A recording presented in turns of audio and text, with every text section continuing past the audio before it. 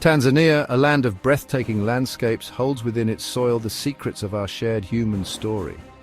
Millions of years ago, long before recorded history, the region we now know as Tanzania was a cradle for early hominids. Discoveries at Loli, with its remarkable footprints preserved in volcanic ash, offer a glimpse into the lives of our distant ancestors who roamed these lands over 3.7 million years ago. Further north, the Alivi Gorge, a deep ravine carved by time and erosion, reveals another chapter in human evolution.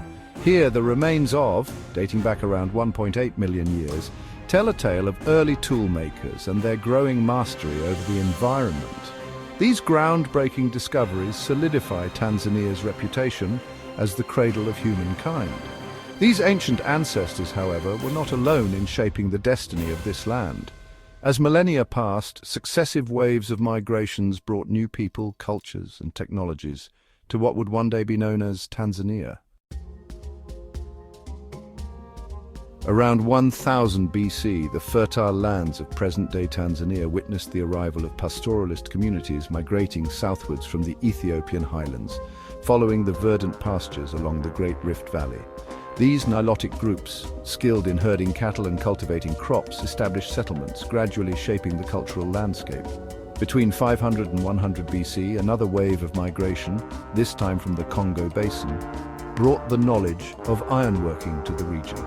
These Bantu-speaking peoples, migrating in search of new lands and opportunities, carried with them the skills to forge tools and weapons from iron, revolutionizing agriculture and warfare.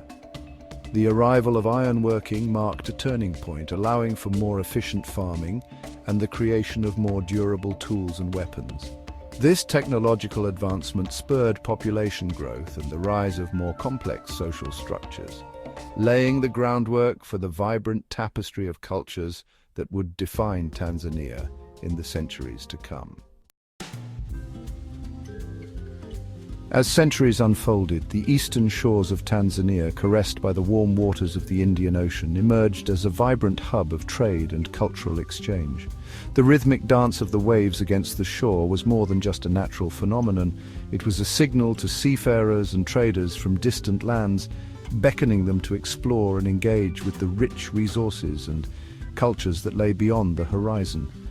Drawn by the allure of spices, ivory, and gold, Arab merchants began to arrive around the 7th century AD, establishing trading posts along the coast. These traders were not just seeking wealth, they were also carriers of stories, traditions, and innovations from their homelands. The exchange was not merely transactional, but also cultural, as they brought with them new ideas, technologies, and ways of life. These settlements, strategically located along the maritime trade routes, soon blossomed into bustling centers of commerce, connecting East Africa to the wider Indian Ocean world. The ports became melting pots of various cultures, where traders from Arabia, Persia, India, and even China would meet, exchange goods, and share knowledge. The marketplaces were alive with the sounds of haggling, the scents of exotic spices, and the vibrant colors of textiles and artifacts from across the seas. This interaction between Arab traders and the indigenous Bantu populations gave birth to a unique and vibrant culture, the Swahili. The Swahili culture was a blend of African roots and Arab influences, creating a rich tapestry of traditions, languages, and customs. The streets of Swahili towns were filled with the sounds of music, the aroma of diverse cuisines, and the sight of people dressed in traditional attire that reflected their blended heritage. A fusion of African and Arabic traditions, the Swahili language, a Bantu language enriched with Arabic loanwords, became the lingua franca of the coast, facilitating trade and communication across vast distances. This linguistic blend allowed for smoother interactions and negotiations, fostering a sense of unity and shared identity among the diverse communities along the coast. Swahili was not just a means of communication. It was a symbol of the cultural synthesis that defined the region.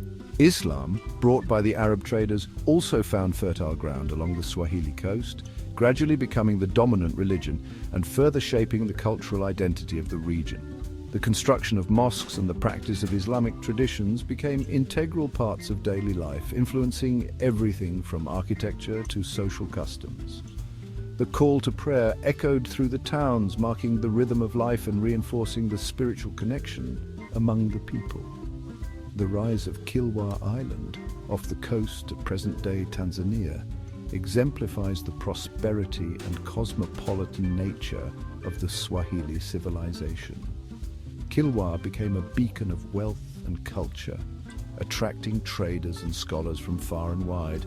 Its strategic location and thriving economy made it a key player in the regional trade network, and its influence extended far beyond its shores.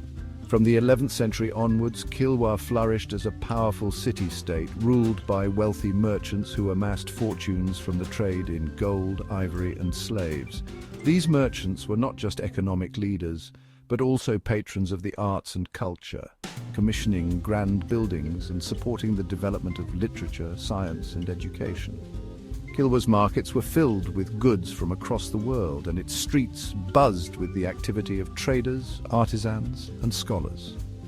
Kilwa's grandeur, with its impressive stone mosques and palaces, stood as a testament to the wealth and sophistication of the Swahili civilization, a testament to the power of trade and cultural exchange in shaping the destiny of a region.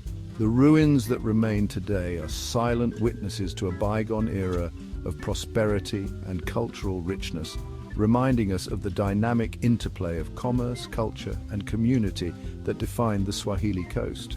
The legacy of Kilwa and the Swahili civilization continues to inspire and inform the cultural landscape of East Africa, highlighting the enduring impact of these historical trade winds and cultural crossroads. Section 4. Colonial Shadows. The scramble for Africa and its impact. The dawn of the 19th century cast a long shadow over Africa as European powers, driven by industrial ambitions and imperial desires, embarked on a ruthless competition for territory and resources. The scramble for Africa. This period, spanning from the late 1800s to the early 1900s, saw the continent of Africa being carved up like a pie with little regard for the indigenous populations and their established cultures. The Berlin Conference of 1884 to 1885, often cited as the formal beginning of the scramble, saw European nations negotiating and formalizing their claims to African territories, setting the stage for decades of exploitation and conflict. Tanzania, with its strategic location and abundant resources, was not spared from this wave of colonization. The region, rich in minerals, fertile lands, and a coastline that provided access to the Indian Ocean, became a prime target for European powers. The arrival of European explorers and traders marked the beginning of a new era, one that would see the traditional ways of life in Tanzania irrevocably altered. In 1884, Germany laid claim to mainland Tanzania, incorporating it into their colonial empire as German East Africa. The German colonial administration quickly set about establishing control, building infrastructure such as railways and ports to facilitate the extraction and export of resources. The imposition of German rule was met with resistance from the local population, who found their lands and livelihoods increasingly encroached upon by the new colonial order. The German administration focused on exploiting the region's resources, implemented policies that disrupted traditional ways of life and fueled resentment among the indigenous population. Forced labor, heavy taxation, and the introduction of cash crops such as cotton and sisal, which were grown at the expense of food crops, led to widespread hardship and discontent. The colonial authorities' disregard for local customs and governance structures further exacerbated tensions, setting the stage for conflict. The Maji Maji Rebellion, erupting in 1905, stands as a testament to the fierce resistance against German colonial rule. This uprising, which saw various ethnic groups in southern Tanzania unite against their oppressors, was driven by a combination of economic grievances and a deep-seated desire for autonomy. The rebellion was named after the belief in Maji, a sacred water that was thought to protect warriors from bullets, symbolizing the spiritual dimension of the resistance. Fueled by a potent mix of economic grievances and religious fervor, the Maji Maji uprising, named after the belief that a sacred water could protect them from bullets, spread like wildfire across southern Tanzania. The rebellion saw thousands of Tanzanians take up arms against the German forces, employing guerrilla tactics and leveraging their knowledge of the local terrain. Despite their bravery and determination, the rebels were ultimately outgunned and outmatched by the better-equipped German military. Although ultimately crushed by the superior firepower of the German forces, the Maji Maji Rebellion left an indelible mark on Tanzania's history, a symbol of resistance against oppression and a testament to the yearning for freedom.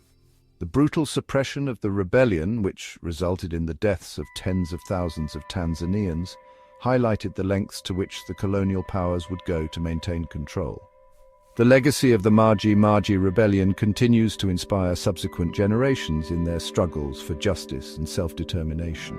World War I brought about a change in colonial hands, with Britain taking control of mainland Tanzania, which became known as Tanganyika under a League of Nations mandate. The transition from German to British rule marked a new chapter in the region's colonial history, but many of the underlying issues remained. The British administration continued to exploit Tanganyika's resources, focusing on the production of cash crops and the extraction of minerals, while maintaining a system of racial segregation that marginalized the African population. British rule, while less overtly brutal than the German administration, continued to exploit the region's resources and maintain a system of racial segregation that relegated Africans to second-class status. The colonial economy was structured to benefit the British metropole with little regard for the welfare of the local population. This period saw the entrenchment of social and economic inequalities that would have lasting impacts on Tanganyika, shaping the struggles for independence and the post-colonial trajectory of the nation. Section 5. Freedom's Dawn, the Birth of a Nation. The decades following World War II witnessed a rising tide of nationalism sweeping across Africa. Colonized people, inspired by the ideals of self-determination and emboldened by the weakening grip of European powers, rose up to demand independence. This period was marked by a fervent desire to reclaim autonomy and dignity, as African nations sought to break free from the shackles of colonialism.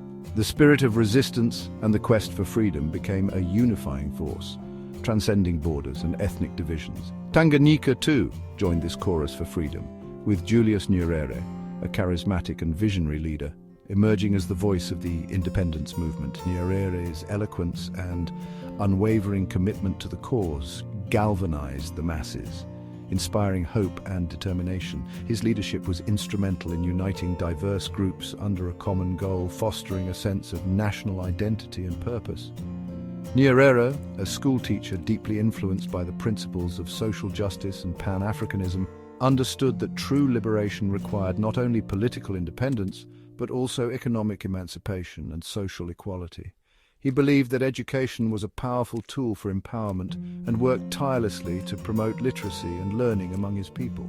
Nyerere's vision extended beyond mere political change. He sought to build a society where every individual had the opportunity to thrive. Under his leadership, the Tanganyika African National Union, or TANU, mobilized the population, demanding an end to colonial rule and a future where Tanganyikans would be masters of their own destiny. TANU's efforts were characterized by a blend of grassroots activism and strategic planning, as they organized rallies, protests, and educational campaigns to raise awareness and build support for the independence movement. Through strategic negotiations and peaceful protests, TANU successfully pressured the British government to grant Tanganyika independence on December 9, 1961. This achievement was a testament to the power of non-violent resistance and the effectiveness of diplomatic engagement. The journey to independence was fraught with challenges, but the perseverance and resilience of the Tanganyikan people ultimately prevailed. This historic day marked the culmination of years of struggle and sacrifice, as the green, black, and gold flag of Tanganyika was raised for the first time, symbolizing the birth of a nation.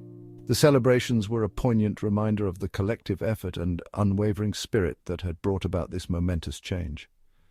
As Tanganyika stepped into a new era of self-governance, the hopes and dreams of its people were finally realized, setting the stage for a future filled with promise and potential.